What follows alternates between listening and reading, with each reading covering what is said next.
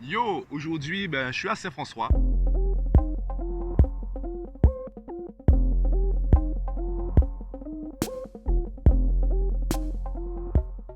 Je voulais continuer le sujet de hier concernant la solitude et te parler d'une discussion que j'ai eue avec mes élèves samedi dernier. Samedi, je demandais à mon groupe de terminale s'ils avaient déjà ressenti cette frustration lorsque tu veux partager une émotion, un moment, en fait, raconter une expérience à quelqu'un et la personne ne t'écoute pas vraiment. Il n'y a pas cette empathie, il n'y a pas cette oreille.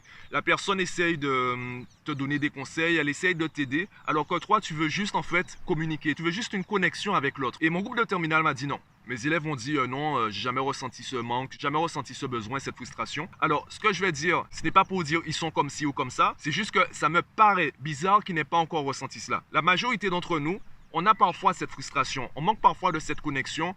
On parle d'ailleurs de plus en plus des problèmes de communication dans les familles, dans les relations de couple, etc. Donc c'est normal qu'on ait ressenti au moins une fois cette sensation. Maintenant, il y a des minorités qui ne ressentent pas cette sensation. La première minorité, on va dire, c'est le top du top, sont des personnes qui baignent dans la bienveillance, dans l'empathie, etc. Du coup, ils n'ont jamais vraiment ressenti cela avec les autres. C'est une minorité vraiment minoritaire. La deuxième minorité, ce sont des personnes qui n'ont jamais connu cela. Et ça me rappelle une phrase que j'avais entendue dans une chanson qui est « Le chien qui a toujours été attaché ne sait pas qu'il est enchaîné ». Ça veut dire quoi? Le système que tu as connu depuis tout petit, même s'il est stable, même si c'est le même depuis que tu es né, ça ne veut pas dire qu'il est bon.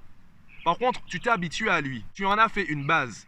Et comme tu en as fait une base, tu vas comparer toutes les autres expériences de ta vie à cette base. Donc celui qui n'a jamais connu la bienveillance ou l'empathie, il ne saura pas comment agir ou réagir avec quelqu'un qu'il est. Il va même trouver ça bizarre. Donc parfois, tu paraîtras bizarre aux yeux des autres ou les autres te paraîtront bizarres. Non pas en fait parce qu'ils sont ou parce que tu es bizarre, c'est juste qu'ils sont différents ou tu es différent de la base qu'ils connaissent ou que tu connais. Et je peux te partager mon expérience quand j'ai commencé à me tourner vers l'entrepreneuriat et quand j'ai commencé vraiment à me tourner vers mes projets personnels. Je me suis retrouvé dans des situations où la communication me paraissait impossible. Du coup, j'arrêtais de communiquer avec certaines personnes parce que je partageais des trucs. On me demandait, bon Mathieu, comment tu vas, comment avancent tes projets? Et lorsque je répondais, eh bien, on essayait de me conseiller. Sauf que je voulais pas de conseils, je voulais pas d'aide. Je voulais simplement qu'on m'écoute. Il y a une différence entre le fond du message et la forme du message. Par exemple, il y a des gens qui me contactent et qui me disent, tiens Mathieu, pourquoi tu fais pas ça? Et le fond du message, c'est, je veux t'aider. Je ne sais pas vraiment comment faire,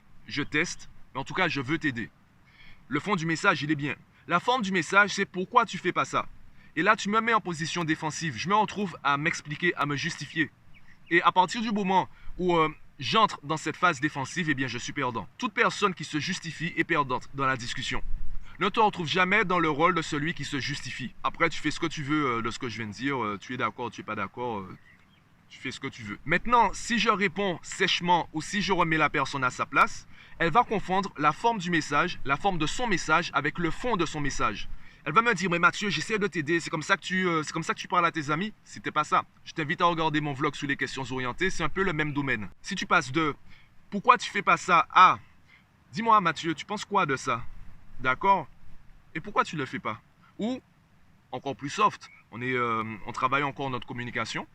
Donc, première question, qu'est-ce que tu penses de ça? Deuxième question, tu as déjà pensé à l'appliquer dans ton business? Et là, je vais te répondre, je vais te dire oui, j'ai déjà pensé, mais, ou sauf que, du coup, c'est pour ça que je ne le fais pas. Du coup, en fait, je vais simplement raconter mon expérience ou te partager mon raisonnement, ma réflexion.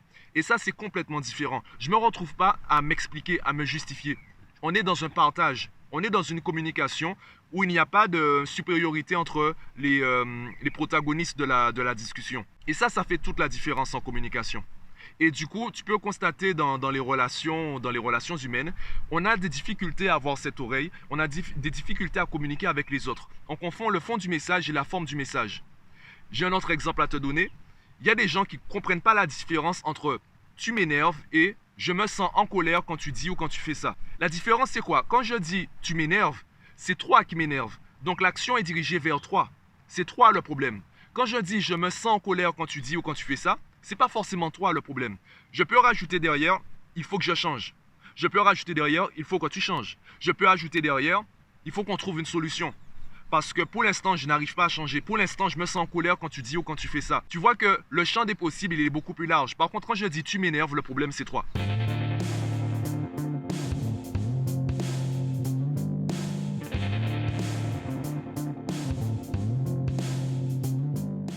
Et je te donne un dernier exemple. Je dis aux parents de prendre rendez-vous avec leur enfant. Lorsqu'ils veulent discuter d'un sujet avec leur gosse, je leur dis de prendre rendez-vous. Et tu vois, là, je viens de marquer un silence.